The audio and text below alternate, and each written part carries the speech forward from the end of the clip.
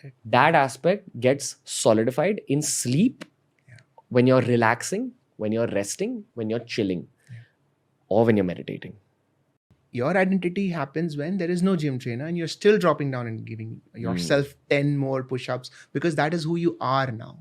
But the beautiful thing is, I think of identity like Lego blocks. So you can become whoever you want by just building those blocks in a particular way. Every neuron is having relationships with other neurons and trying to communicate and work together. In times where we didn't have resources. Unfortunately, our brain has not evolved to live in the 21st century.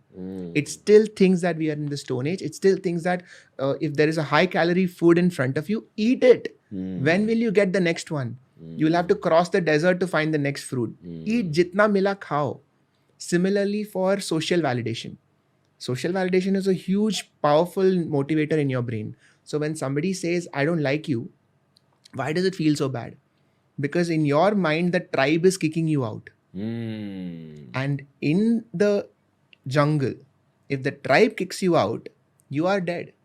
Because you need the tribe to survive. Which is why cancel culture makes people feel like ending their careers. But if you have a powerful neural network and you say, no, my actions and my plans are bigger than the cancel culture, you'll be able to overcome canceling online, which happens to all of us nowadays. Exactly, because you need to be aware that you're not in the jungle anymore. And so when you mentioned Gita, I really love that you brought it up. I actually tried to do an entire neuroscience of Gita series. Wow. So just read through the whole thing and try to understand, is there a scientific basis for this at my level, whatever I could understand. And there is. So there are verses in the Gita that talk about how we are slave to our senses. That basically means slave to our initial pleasure systems. Which are? How do we train someone to do something? We give them something that makes them feel good.